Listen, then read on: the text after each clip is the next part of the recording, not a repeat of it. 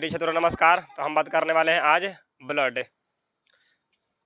देखिए ब्लड यानी रक्त, रक्त बोले तो लहू और लहू बोले तो खून। ब्लड का अध्ययन सेरोलॉजी या हेमटोलॉजी कहलाता है।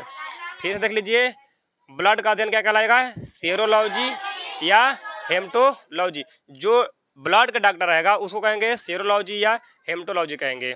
चलिए हम आगे देखते हैं।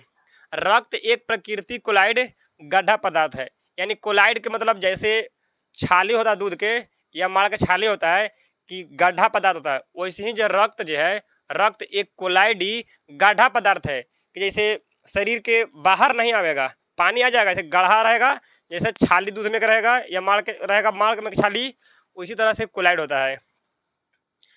रक्त एक संयोजी ऊतक है। संयोजी ऊतक के मतलब कोई चीज जोड़ के रखेगा ना, जोड़ के, तो संयोजी ऊतक होता है। तो कहेगा कि रक्त कौन सा ऊतक है? तो संयोजी ऊतक, यानी संयोग करके जोड़ करके रखे, जोड़ करके इसे रखेगा। इसका पीएच मान 7.4 होता है। कभी पीएच स्केल देखा होगा तो पीएच स्केल ऐसे होता है। इस पर पीएच स्केल होता है, यहाँ होता है 7 पीएच मान, जो कि लवण होता है। जिसका पीएच मान 7 से ज़्यादा होता है उसको कह लेंगे क्षार या भस्म। भस्म बम बारूद वाला भस्म नहीं, ठीक है। और जिसका पीएच मान 7 से कम रहेगा उसको बोलेंगे अम्ल। अम्ल होता है खट्टा और क्षार होता है कड़वा। तो जिसका पीएच मान 7 से कम रहेगा, जैसे खट्टा पदार्थ है, नींबू, संतरा, मौसमी, तो इसका आंवला, तो पीएच मान रहेगा 7 से कम। कितना रह सकता है? 6, 5, 4, 3, 2, 1 है। और जिसका पीएच मान 7 से ज़्यादा रहेगा, जैसे 8, 9, 10, 11, 12, 13, 14, तो उसको कहलाएंगे क्षार। तो ब्लड के पीएच मान 7.4 है, 7 से ज़्यादा है, तो क्या होगा प्रकृति किसकी? तो रक्त का पीएच मान 7.4 होता है तो क्षार होता है। देखिए रक्त जो है क्षारीय होता है। क्यों? क्योंकि इसका पीएच स्केल पर पीएच मान 7 से ज़्यादा है। मेल में ब्लड की मात्रा 5.5 लीटर होती है, यानी 5.5 है। और फीमेल यानी महिला में ब्लड होता है 5 लीटर। तो कहेगा कि महिला में कितना खून लीटर कम होता है पुरुष के अपेक्षा? तो आधा लीटर खून कम होता है।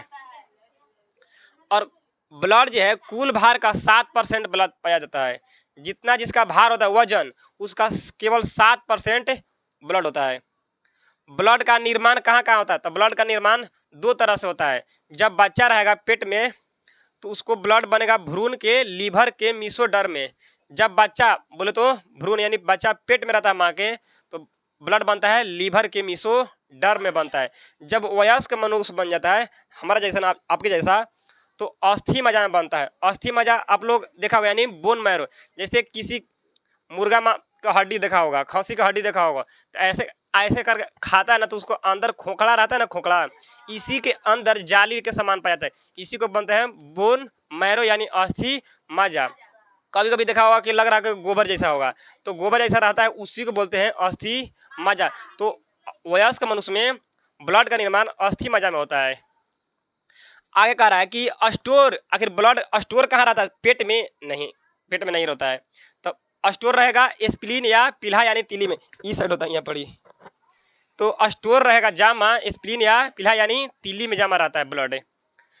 यानी ब्लड का कब्रिस्तान, यानी जब मरता है, जब हमने मरारी पर जाता है ना, मरारी पर, चियारी पर, तो इसी जब ब्लड मर जाएगा तो कहाँ चला जाएगा? स्प्लीन या पीली में या तीली या। और स्प्लीन को बोलते हैं ब्लड बैंक। जैसे हमने के बैंक है आरबीआई, स्टेट, मध्यग्रामी, इसी प्रकार का ब्लड बैंक स्प्लीन को बोलते हैं। कहेगा ब्लड बैंक किसको बोलते हैं? स्प्लीन को। यहाँ बाएं साइड में यहाँ पर रहता है।